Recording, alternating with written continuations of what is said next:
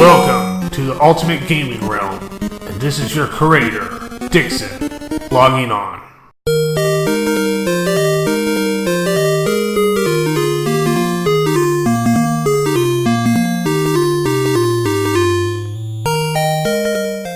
It's now December, and it's cold up here in the state of Washington. Well, not too extremely cold as it has been, but chances are it will be.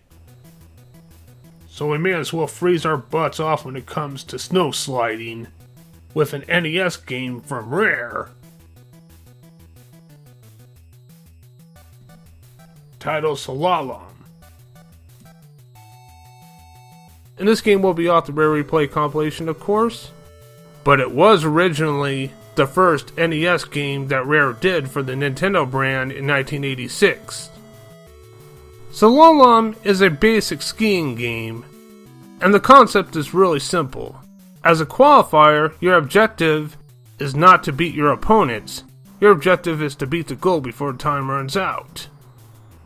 Slalom was first released on what you call a Nintendo Versus system.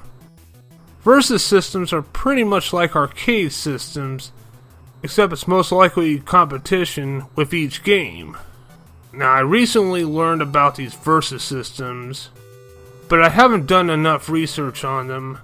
But from the looks of it doesn't seem like they'll last long either. Then an actual North American NES game was released in March of 1987, and released in Europe a few months later. And Slalom was one of those NES games that had an awesome black box cover, with the sport game logo on the bottom left and the seal of approval by Nintendo on the bottom right. But it looks like I should change the seal of approval from Nintendo to Microsoft Studios. I'm just teasing, leave it the way it is. Slalom is one of the few NES games I haven't really heard of before. That was until the Rare Replay compilation, of course. Alright, let's get into the game.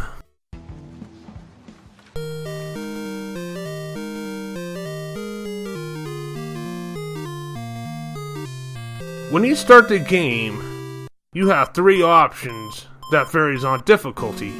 For beginners, I would start out with the snowy hill.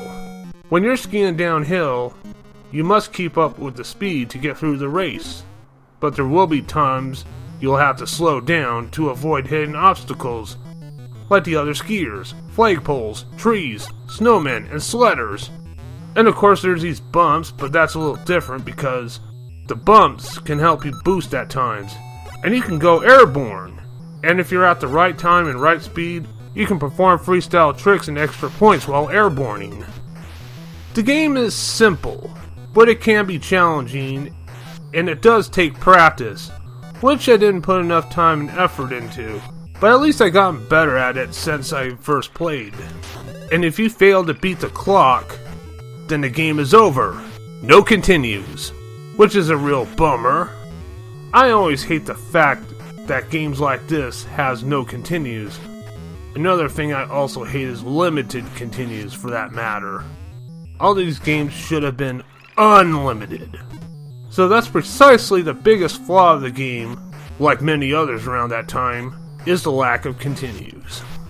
That's always the biggest flaw in a bunch of retro games. Above all, Slalom is not one of my favorites, but it's still a good game to play. The music is awesome.